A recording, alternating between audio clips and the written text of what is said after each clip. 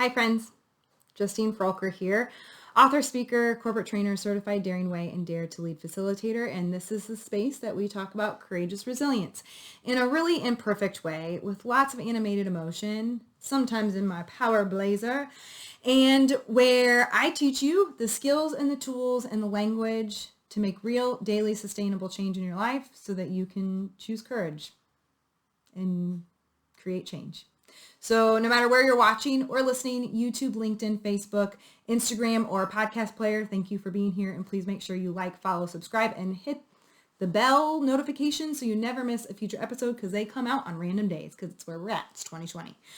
So the last couple of weeks we've talked about just uncertainty, right? And I promised you a coping video, and I had quite a bit of feedback there. Like, can't wait for the coping video.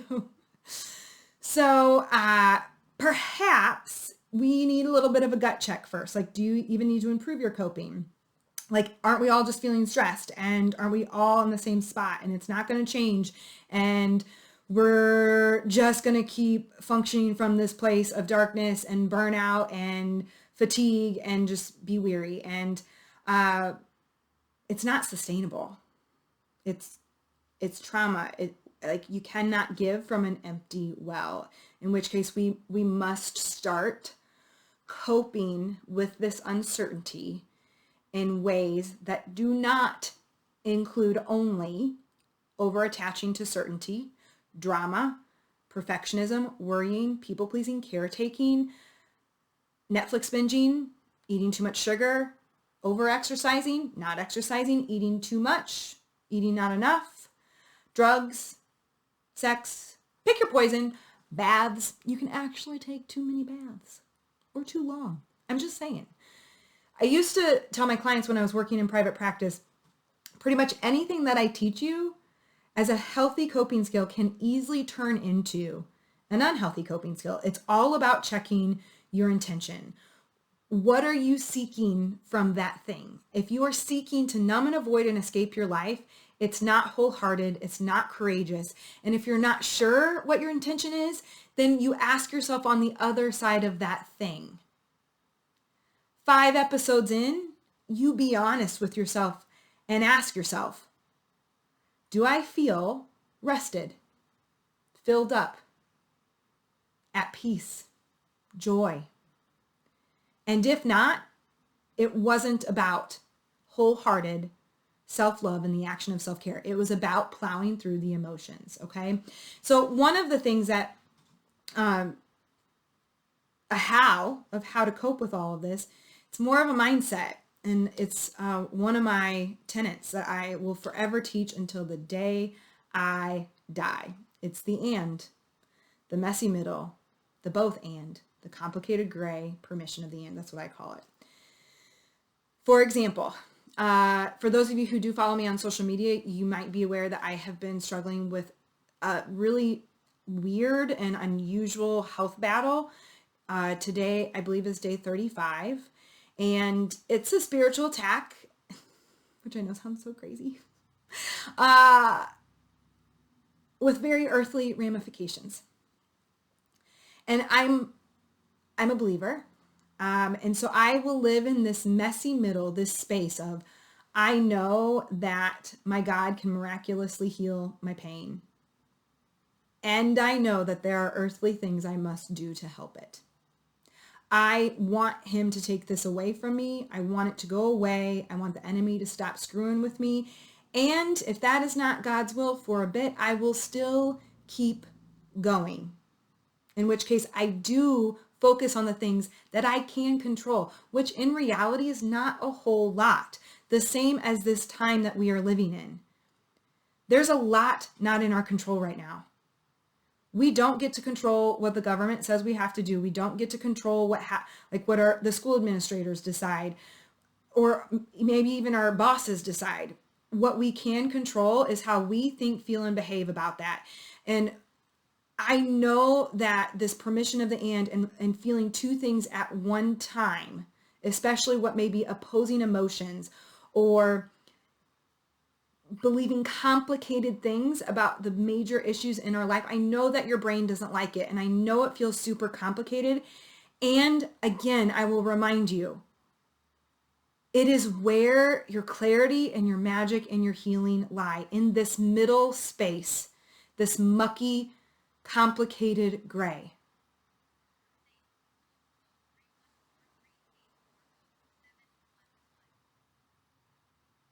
My phone is talking to me. Once again, I'm not going to edit this out.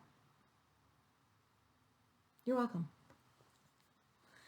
So first off, the how of coping. What would it be like for you to give yourself permission to feel the messy, mucky middle of two spaces, of two opposing emotions, of I really want my kids to go back to school and it totally sucks they have to wear masks.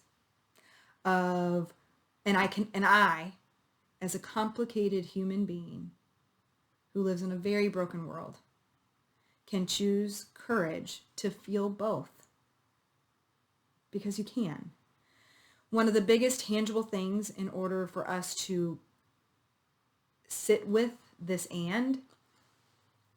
is to really check what you're consuming. So one of the biggest things that has been helping me is, like I've shared with you guys before, rest. I will figure out how to have rest in my day every single day.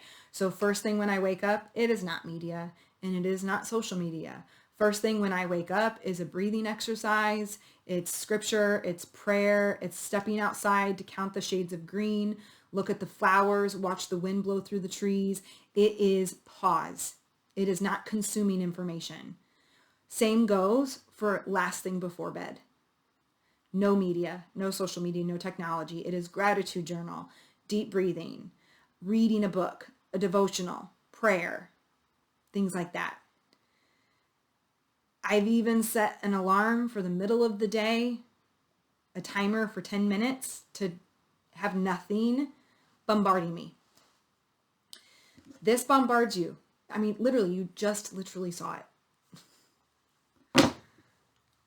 I do think that these two skills, permission to feel it all, to not know what the hell we're doing in it,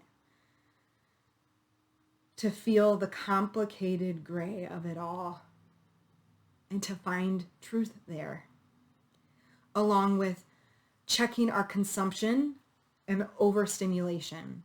And yes, you need to be drinking water, you need to be getting enough sleep, you need to be listening to music, you need to set boundaries around COVID talk and race talk at your table. Because it's okay to say, like, I've talked way too much about how difficult this time is. We are, like, these are your topics for dinner. Or you can even say, like, we're talking about COVID for 20 minutes today, and that's it. Then we're going to talk about anything else. Set boundaries around it. Set boundaries around your social media consumption and your news consumption. Set a timer. How much are you actually consuming? Lock down your apps. I've told you before, I have locked myself out of my apps at night. I have to. Otherwise, I get sucked in way too easily.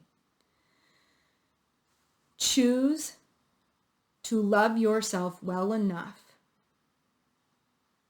to have the wherewithal to thrive in what is the most uncertain time that we have ever seen. And you do that in small actions. And again, it's all about intention checking. When I have been scrolling for 15 minutes, most likely, especially if I've been scrolling for 15 minutes without any commenting, most likely it's about numbing and avoiding and escaping what I am feeling. Take a breath, feel the damn feeling, begin again, and choose something that actually fills you up, not just sucks you dry. How do we survive the uncertainty? We focus on what we can control, which is not much. We can absolutely control how much attention, how much space, how much energy we put in and give into things that only suck us dry. You can't give from an empty well. You got to fill up your own well to give anything else to anybody else. So I hope this helps with some coping ideas. I would love to hear in the comments below what you are doing to cope in this really difficult time that we're all in. So thank you for being here. wherever you are watching or listening, YouTube, Facebook, LinkedIn, or Instagram, or a podcast player. Please make sure you like, follow, and subscribe, and I will see you next time. Oh, I clicked the wrong thing. We don't edit this stuff out. I just choose not to use my energy on it.